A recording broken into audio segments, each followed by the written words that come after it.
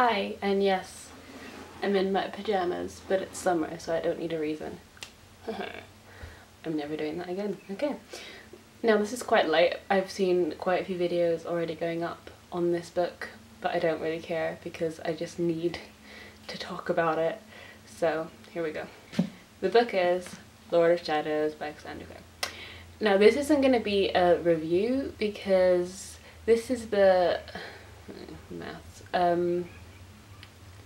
13th book of Cassandra Clare's that I've read, so I already know what I'm in for. I know it's got great characters I love, I know it's got brilliant writing, I know it's going to be amazing in terms of plot and pacing, and just it's going to be everything that I want. So this isn't going to be a critical kind of review. I'm not going to analyse shit basically. It's just going to be me talking about and reacting to what happened in the book plot wise, so obviously spoilers ahead, and if you haven't read it you might want to leave. Also, I can't promise how coherent this review is going to be because this is my page of notes. It's just sentences that don't really make any sense, but we'll see how it goes. So one of my favourite things about this book and any Cassandra Clare book in general is that you just always care so much about the characters and it's so easy to jump back in.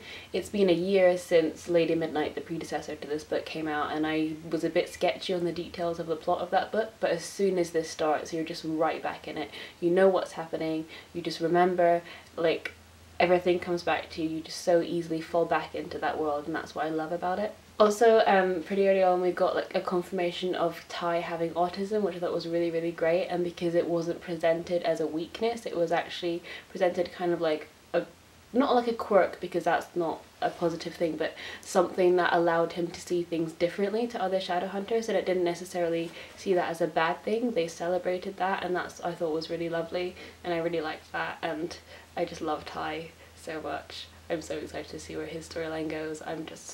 I'm excited.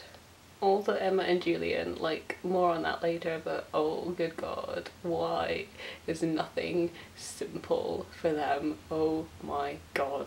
Also, like, pretty early on Clary comes in and she has this prophecy, not prophecy, but she's like, I've been having dreams where I think I might die, and I'm like, excuse me, you cannot just swoop in, say that and leave. I was having like,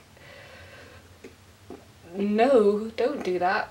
I'm going in chronological order, but this is just sentences. This is just me saying stuff. It's not coherent in any way. You can just go if you want, it's fine. Perfect Diego. He's not perfect. He's just causing everyone grief. He's causing half these problems. He brought Zara into the picture, which I did not need. Thank you. You know, I did not need some bigoted, crappy person to just swoop in and shit all her ideals on everyone. Like, please go away. No one wants you here. Goodbye. I loved the introduction of Kit as a new family member. I just thought it was really nicely done. Also, because they're such a close family, it's quite hard to imagine like how it would feel with being an outsider, but the way that they incorporate Kit into their narrative is really lovely, and I like that how that was done. And how he was learning about the world of the Shadowhunters, but it wasn't boring for us as readers, because obviously we know how things work, and when they were explaining it to Ty, and when they were explaining it to Kit, it didn't feel boring or like, oh well, we've heard this before, can I just like skip by? Also then, like, Malcolm Fade came back and I was just like, can you just stay dead? And then he died, so that was great. My wishes were answered for once while reading a Cassandra Clare book. Dear god. I really liked a lot of the different landscapes in this book. For example, we start off like in LA and it's idyllic kind of beach atmosphere, and then they have the demon fight on the Ferris wheel, and then we also get to see a lot more of the Sealy Court, which is also beautiful and lavish, but there's a lot more kind of sinister things going on under the surface, and like trickery and all of that stuff, and I just loved seeing a lot of those kind of contrasts. I thought that was really interesting, and I also loved going back to the London Institute. Oh, we got to see Jessamine, and every time they mentioned like Will or Jem, my heart just was like, why do you do this to me? But like in a good way. Oh, just, oh, so good, so good. And I've seen a few reviews where like, oh, every reference to another like series, be it the Mortal Instruments or the Infernal Devices, are just pandering to the fans, but I'm like, I'm a fan, I don't mind being pandered to, I don't care, I enjoy it. No shame in that at all. Also, I love the bit when Livy and Ty like do their little thank yous to Julian for taking care of the institute. I'm honestly like a sucker for sibling love. I think it's because I'm an only child, so every time a sibling is nice with their sibling, I'm just like, why couldn't that have been me? Can I just be a blackthorn? Is that a thing that can happen? And then there was this whole drama with like, should it be Mark and Christina or Mark and Kieran? And I'm like, maybe Mark just needs to be single for a while and just focus on his own things, please. You know, 'cause he's doing all that stuff like pretending to date Emma, and it's just relax. Just get used to being in the human world, reconnect with your siblings. You don't need all this love drama, Mark. You know, just, it's fine. God, so much angst. I've written here, Emma and Julian road tripping to Cornwall. Don't know what that means. I guess I liked that they were going to Cornwall. Cool. And then I've written Julian's anger at, like with a Twitter @ sign, Emma over Mark, arrow, the Parabatai curse coming into effect, ? Oh yeah. So there were points in this book, every time Julian got angry or got really snappy, my heart just skipped like 3 beats, because I thought, oh my god, is this the curse like taking effect? Is he morphing into like some monster that's gonna become all powerful and like ruin everything? And oh my god, it just gave me so much stress. But then I obviously couldn't put it down, so I just kept going, and it just got worse and worse and worse as it went on.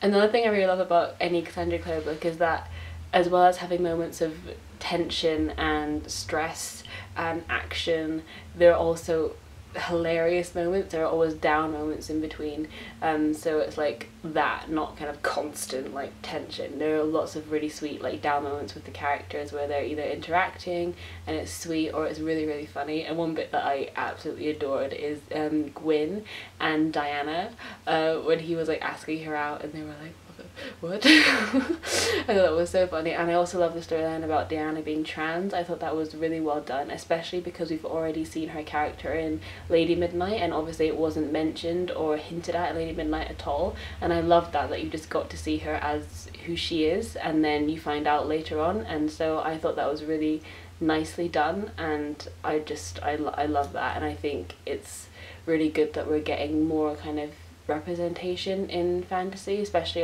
again with like Ty having autism and Diana being trans. It's kind of incorporating I guess modern day issues into the fantasy world. And then I've just written here, Emma being exiled, a TARDIS please, oh my god. So I think what I meant by that comment was, could we just go back in time so none of this bullshittery happened, and so then they never became Parabatai. It wasn't this huge thing, and they could just be in love and be peaceful, and it would be lovely. Why so much stress in my life? And then the whole last act when they're at court in Idris, literally, if I wasn't dead already, that killed me. I've written, Zara can emigrate to Neptune without a spacesuit, please. Bye. That pretty much sums up my thoughts on Zara. Cool. I thought the whole court bit was so relevant in terms of, you know, recent events, sadly, in London and America, where it's blaming many for the actions of the few, and I thought that was really well done and really important to kind of talk about that. And I really love the way that Cassandra Clare, like I said before, incorporates kind of modern or contemporary narratives into a fantasy world and how they weave together. I think she does it so well. Robert died and I don't really care about it, I guess. I just wrote Robert, full stop. So cool. Oh, and then I wrote Livy, oh, I was really sad about that. And I'm also really worried about Julian, because he's gonna take that really badly, obviously, and then I'm like, oh my god, he's gonna get angry and the curse is gonna happen, and I'm just so stressed about it. I'm so worried for Julian. I'm so worried about Julian. And then Magnus, you know, just out of the blue, is like, oh, Magnus is ill. What is happening? And then I've written at the bottom, if Cassandra Clare hurts Magnus, I swear I will send a jar of my tears every day until he comes back. And then I've written, will Dark Julian come out after Livy? Brackets, push him over the edge, intensify the curse. And then I've done a little arrow, and then there's just a sad face. So that just sums up my feelings towards that. So basically, in anticipation for the next book, I'm worried about Julian in the aftermath of Livy. I'm worried about Magnus because he's ill. I'm worried about basically everyone.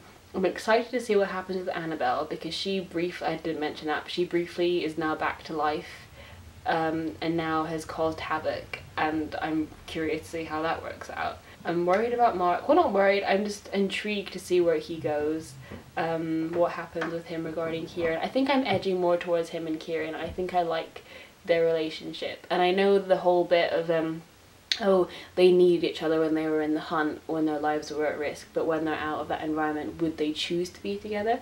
But I quite like the idea of them kind of working out that bit in their relationship rather than just saying, oh well, it's over and Mark moves on to go with Christina. I think I quite like the idea of them being like constructive and like trying to work around their problems, which I don't often see in YA. I think it's like, oh well, you did this, so we over, and it's a lot more kind of finite, where you don't really get to see a lot of couples like working through their problems, because I guess it's like maybe a bit distracting from the, you know, drama. But I thought that was quite an interesting angle, and I hope that Cassandra Clare chooses to pursue that. So yeah, it's another year until I get my fix of Cassandra Clare. Wait, no, it's like 2, because she's got her other series coming up before this. Oh god, how will I survive?